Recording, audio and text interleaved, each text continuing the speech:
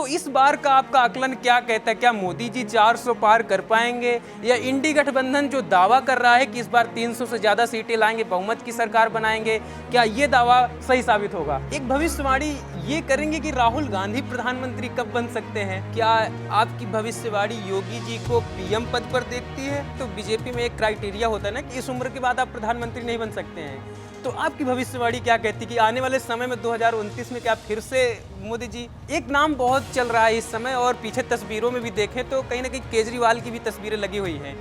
उनके भी ग्रह नक्षत्र कहीं ना कहीं अभी खराब चल रहे हैं कई दिनों से, तो उनके बारे में क्या कहना चाहेंगे आप? नमस्ते, इन खबर देखना शुरू कर चुके हैं। लगभग 41 दिन, 7 चरण और 543 सीटों पर होने वाले चुनाव आज से देश भर में संपन्न हो चुके हैं, और पूरे देश की आंखें इस चीज़ पर टिकी हुई हैं कि 4 जून को किसकी सरकार बनने वाली है। इन सभी चीज़ों पर बात करने के लिए हमारे साथ ज्योतिषी पंडित सुनील दत्त जेतली जी हैं, क्योंकि हमारे देश में ज्योतिषी पर और ज्योतिष पर काफ़ी मानना होता है, विश्वास होता है लोगों का। तो इस मुद्दे पर बात करने के लिए आज हमने पंडित सुनील दत्त जेतली जी को बुलाया है कि आपका प्रेडिक्शन क्या कहता है, आप क्या कहते हैं कि आने वाले 4 जून को किसकी सरकार बनने वाली है। तो सबसे पहले सर, आपका बहुत बहुत स्वागत है इन खबर में। सर, जैसा कि हम आपके आंकड़े उठाकर देखते हैं, सन 2020 का यह आंकड़ा देख ले, जब अमेरिका में चुनाव हुए डोनाल्ड ट्रंप और जो बाइडन के बीच में, आपने एक आकलन पेश किया रिजल्ट आने के पहले, और कहीं ना कहीं वो सही सिद्ध हुए। इसके पहले 2019 में लोकसभा जब चुनाव भारत में हुए, तो उसमें भी आपने एक प्रेडिक्शन किया रिजल्ट आने के पहले, और वो भी कहीं ना कहीं सही साबित हुए। तो इस बार का आपका आकलन क्या कहता है? क्या मोदी जी 400 पार कर पाएंगे, या इंडी गठबंधन जो दावा कर रहा है कि इस बार 300 से ज़्यादा सीटें लाएंगे, बहुमत की सरकार बनाएंगे, क्या ये दावा सही साबित होगा? देखो जी, ऐसे है कि ना तो इंडिया गठबंधन 300 पार कर पाएगा और ना ही भारतीय जनता पार्टी 400 पार कर पाएगा। दोनों को नकार रहे हैं आप? दोनों को मैं जी नकार नहीं रहा, लेकिन मेरे ज्योतिष के मुताबिक बता रहा हूं। लेकिन सीटें तो आनी है। हाँ, बिल्कुल। दोनों में से किसी ने तो सरकार बनानी है, बिल्कुल। लेकिन ज्योतिष के मुताबिक इस समय भारतीय जनता पार्टी अपने बलबूते पर सरकार बनाएगी, और 543 सीटों में से भारतीय जनता पार्टी को 338 सीटें मिलने की संभावना। मतलब बहुमत का आंकड़ा पार कर लेगा, कि या गठबंधन के साथ आप बता रहे हैं? मैं गठबंधन की बात कर रहा हूँ। गठबंधन के साथ 338 सीटें मिलने के योग है। और 44 सीटों श्री भगवान राम जी का आशीर्वाद भी इनको प्राप्त होगा, जो कि 44 सीटें अतिरिक्त मिल सकती है। जरूरी नहीं है, लेकिन 338 तक तो मैं अपना प्रेडिक्ट कर रहा हूँ। क्योंकि 338 अवश्य संभावित है कि इनको 338 सीटें मिलेंगी।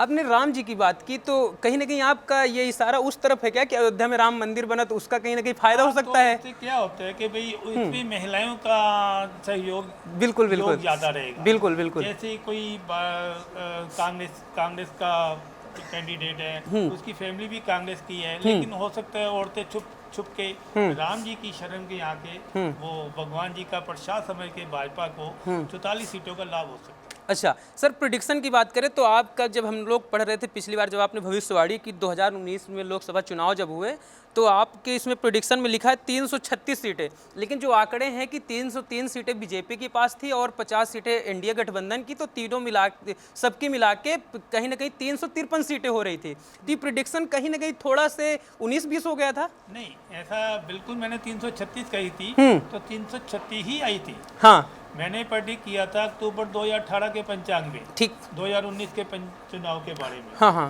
लेकिन जब बीच में वो महाराष्ट्र की शिवसेना ने जनवरी में भारतीय जनता पार्टी के साथ हाथ मिला लिया।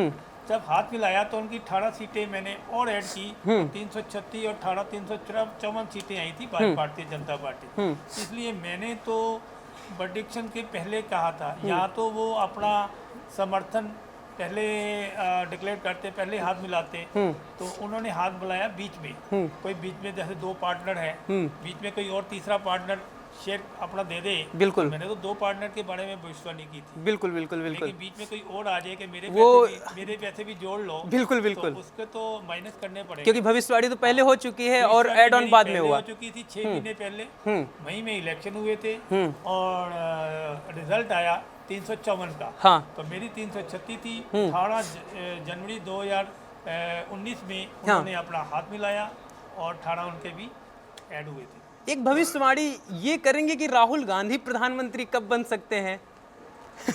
देखो जी, ऐसा है, राहुल जी की कुंडली के मुताबिक उनको जो दशा चल रही है, हाँ। इस समय राहु की ही चल रही है। तो इसका भी आपने पंचांग तैयार कर लिया है? हाँ, मेरे पास राहुल जी का आया है। हाँ। 19 जून 1970 5:50 प्रातः, हाँ। दिल्ली में। हाँ। लेकिन आजकल जो उनको दशा चल रही है, राहु ग्रह की चल रही है, और कांग्रेस की अपनी जो कुंडली है उसमें भी राहु ग्रह की ही दशा चल रही है। अच्छा। तो राहु रूथलेस ग्रह होने से तो अभी तो उनका प्रधानमंत्री बनने का सपना ही रहेगा। नहीं, ये नहीं है। हाँ। बनेंगे, बहुत दौड़ धूप की है उन्होंने भी, पद यात्राएं की है, काफी संघर्ष किया बिल्कुल है। संघर्ष किया, गठबंधन भी बनाया, पूरे उन्होंने देश में यात्राएं भी की। उनका कोई निजी स्वार्थ नहीं है, देश बिल्कुल। के लिए वो दौड़ धूप की है, बिल्कुल। भागे हैं। लेकिन भारतीय जनता पार्टी के कैंडिडेट नहीं की है, वो तो इनकी ड्यूटी है, करना ही पड़ेगा, क्योंकि बिना प्रयास करने कोई सफलता तो मिलेगी नहीं।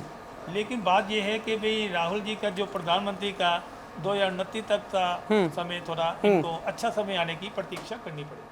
तो प्रधानमंत्री जी के बारे में अगर बात करें, मोदी जी के बारे में बात करें, तो बीजेपी में एक क्राइटेरिया होता है ना कि इस उम्र के बाद आप प्रधानमंत्री नहीं बन सकते हैं। तो आपकी भविष्यवाणी क्या कहती है कि आने वाले समय में 2029 में क्या फिर से मोदी जी? देखो, ये जैसे उन्होंने 75 साल की एज में बनाया है ना, हाँ। कि भाई 75 क्राइटेरिया बना दिया कि भाई 75 साल तक भारतीय जनता पार्टी के रिटायर्ड हो जाए। ये उनकी अपनी इच्छा है, ये अलग बात है। मैंने तो बना दिया, मैंने किसी को अपॉइंटमेंट लेटर दे दी कि भाई ये बन जाएगा, लेकिन उसने अपना पद किसी और को दे दिया, तो उसके मेरा क्या दोष है? ठीक उसी प्रकार जैसे कि हमने जितना 336 बोलो 336 आई, लेकिन बाद में कोई ऐड ऑन हो गया तो हम उस पर क्या कर सकते हैं? 2004 में सोनिया जी के प्रधानमंत्री के बारे में मैंने प्रेडिक्ट किया। हाँ। लेकिन उन्होंने अपना राष्ट्रपति भवन में डॉक्टर अब्दुल कलाम जी ने उनकी लेटर भी टाइप कर ली थी, हाँ, उनके नाम की, लेकिन उन्होंने स्वीकार ही नहीं किया। असामयिक तरीके से कुछ भी हो सकता है, तो उस पर फिर प्रेडिक्शन तो हमने पहले कर दिया है, भविष्यवाणी पहले कर दी है। सोनिया गांधी के प्रधानमंत्री बनने की भविष्यवाणी की थी, हाँ। लेकिन सोनिया जी ने ये पद अपना डॉक्टर मनमोहन सिंह जी को दे दिया। इसमें मेरा क्या दोष है? एक नाम बहुत चल रहा है इस समय, और पीछे तस्वीरों में भी देखें तो कहीं ना कहीं केजरीवाल की भी तस्वीरें लगी हुई हैं। उनके भी ग्रह नक्षत्र कहीं ना कहीं अभी खराब चल रहे हैं कई दिनों से, तो उनके बारे में क्या कहना चाहेंगे आप? केजरीवाल के बारे में कि इनका है 16 अगस्त 1968 का जन्म, प्रातः 11 रात के 11:46 सिवानी में जन्म हुआ इनका। हाँ। इनकी कुंडली में दशा तो इनको जो चल रही है वो भी शनि की चल रही है। बिल्कुल। और जो शनि है इनका अपना डेबिलिटेटेड है, नीच राशि का है, इसलिए इनको काफ़ी मुश्किलों और परेशानियों का सामना करना पड़ रहा है। शनि रूथलेस ग्रह होने के कारण, और बैठा भी 12वें स्थान पर है, और राय दरबार के भाव का वो मालिक है। तो राय दरबार का भाव का मालिक अगर 14 स्थान पर आ जाए, नीच राशि का आ जाए, अस्त हो जाए या वक्री हो जाए, तो वो नुकसानदायक हो। नुकसान तो आगे क्या इनका भविष्य दिख रहा है केजरीवाल जी का? क्या प्रधानमंत्री पद की दावेदारी भी हो सकती है? शनि की दशा स्टार्ट हुई है, तो इनको ये मुश्किलों का सामना कर पड़ा है। 19 साल की ये दशा होती है, 19 साल की दशा में काफ़ी मुश्किलों का सामना करना पड़ सकता है। अच्छा, एक सवाल था कि जैसे आपने बोला कि हमने अपनी भविष्यवाणी में कह दिया कि प्रधानमंत्री मोदी प्रधानमंत्री बनेंगे, तो वो बन भी सकते, बाकी वो पार्टी का मतलब तय करना होता है कि पार्टी तय करेगी कौन बनेगा। तो नहीं, मेरा सवाल ये था कि जैसे इंडी गठबंधन है, इंडी गठबंधन मान लीजिए बहुमत का आंकड़ा पार कर लेती है, तो क्या इसकी भविष्यवाणी आप तय कर सकते हैं कि उसमें से प्रधानमंत्री कौन बनेगा? राहुल गांधी दावेदार हो सकते हैं, केजरीवाल हो सकते हैं, या अखिलेश यादव हो सकते हैं, या इंडी गठबंधन की ममता बनर्जी, कोई भी हो सकता है। ये भविष्यवाणी कर सकते हैं आप? ये तो उनके संसदीय दल की बैठक हाँ, वे पता लगेगा। हाँ। देखो, इनके मतलब काफी लोग हैं जुड़े हुए हैं, समूह है एक, समूह में एक को निकालना बड़ा, जाके दौड़ के प्रधानमंत्री की दौड़ में शामिल हो, बिल्कुल, तो मैं 1 मिनट में बता सकता हूँ। लेकिन अगर समूह हो, समूह में छांट निकालना बड़ा मुश्किल है। पहले सीटें तो आने दो। ये प्रश्न तब खड़ा बनता है जब उनकी आप सीटें बहुमत का आंकड़ा तो पार कर हाँ, लीजिए। हाँ, जब वो सीटें के खड़े उतरेंगे तो मैं उनके प्रधानमंत्री उसी दिन ही बता सकता हूँ हाँ। कि भी कौन इनमें से कौन बनेगा। तो चलिए, हमें उम्मीद है और इंतजार भी रहेगा कि अगर इंडिया गठबंधन बहुमत का आंकड़ा पार कर लेती है तो फिर हम पंडित सुनील दत्त जी को फिर से बुलाएंगे और ये पूछेंगे कि इंडिया गठबंधन से प्रधानमंत्री पद का दावेदार कौन हो सकता है। एक सवाल और था मेरा कि कहीं ना कहीं कहते राजनीति या दिल्ली के संसद का जो रास्ता है कहीं ना कहीं यूपी से होकर आता है, तो यूपी को लेकर आपका आंकड़ा क्या कहता है? क्योंकि 80 सीटें हैं और लगभग 68 सीटों पे बीजेपी पिछली बार जीती थी, लेकिन अमित शाह का इस बार दावा है कि 10 सीटें और बढ़ा लीजिए आप, तो इस बात से सहमत हैं आप? देखो, मैंने किसी राज्य से अलग से कोई प्रेडिक्ट नहीं की है। मैंने सभी को ज़्यादा जोर दी है कि इनको 338 सीटें मिलेंगी, चाहे सभी को मिला के। यूपी भी उसी में शामिल होगा, बिहार, मध्य प्रदेश, उड़ीसा, कर्नाटक, हर। तो 338 का जो आंकड़ा आप पेश कर रहे हैं, तो ये एनडीए गठबंधन का मिला के पूरा पेश कर रहे हैं, केवल बीजेपी का कर रहे हैं? इंडिया गठबंधन, हाँ। भारतीय जनता पार्टी और इनके सहयोगी दल जो है, हाँ, तो उनका मिला के आप मिला के 338 कर। पिछली बार इनको 354 आई थी, इस बार 338 रह जाएगी, लेकिन 44 सीटें और मिल सकती हैं। वो भगवान राम जी का प्रसाद समझ के इनको मिल सकती। तो कहीं ना कहीं फिर तो 400 का जो आंकड़ा है वो पारी 382 हो जाएगी। हाँ, 400 का आंकड़ा फिर भी नहीं पार करेंगे। आसपास तो रहेगा आंकड़ा वो, आसपास रहे, लेकिन 399 भी आए तो 400 तो नहीं पार हुआ। हाँ, लेकिन मेरा तो मानना है कि ये 44 सीटें जो हैं वो भगवान राम जी के नाम का इनको आशीर्वाद मिल सकता है। अच्छा, ये मानते कि नहीं? क्योंकि जब संसद में मोदी जी ने 400 का नारा दिया कि अब की बार 400 पार, तो क्या मोदी जी ने सोच समझ के बोला होगा? उनको लग रहा था कि 400 पार हो जाएगा, कि ये एक मानसिक दबाव बनाना होता है लोगों के अंदर, कि लोगों को होता है ऐसे कि 400 पार तो हो ही रहा है, चलो मोदी जी को ही वोट देते हैं। तो इस पर क्या कहता है आपका आकलन? देखो, ऐसे है, अपना वो जो भी प्रचार करेंगे, प्रचार कोई करता है, जैसे हलवाई अपने दही को खट्टा तो नहीं कहता। बिल्कुल बिल्कुल। तो ऐसे ही अपनी अपनी जो भी इनका राजनीतिक है, वो कांग्रेस कह रही है हमारी सीटें आएंगी, वो कह रही है हमारी सीटें आएंगी, वो कह रही है 400 आएगी, वो कह रही है 300 आएंगी, 700 सीटें हो गई है तो 542, 543 लोग। बिल्कुल बिल्कुल है ना, 700 कैसे हो जाएंगी? हाँ, ये अपना अपना सिर्फ उनका है, वो एक आकलन हो सकता है, अपना दिल रखने के लिए कुछ भी कह सकते हैं। अंतिम की ओर चलेंगे और एक लास्ट सवाल था मेरा आपसे कि क्या आपकी भविष्यवाणी योगी जी को पीएम पद पर देखती है? क्योंकि देश में एक ऐसी आवाज़ उठ रही है, एक तबका ऐसा भी है जो कि मोदी जी के बाद योगी जी को पीएम के रूप में देखती है, तो आपका आकलन क्या कहता है? देखो, जैसा आपने प्रश्न किया है कि भी 75 साल की आयु तक इन्होंने डिक्लेयर ही कर दिया, हो सकते है 1 साल बाद 75 के हो जाएंगे मोदी जी, तो उसके बाद अपना हैंड ओवर कर देंगे उनको, योगी जी को। मानते इस बात को? करें हाँ, या अमित जी को करें, हाँ, किसी को करें, वो उनका निजी मामला है।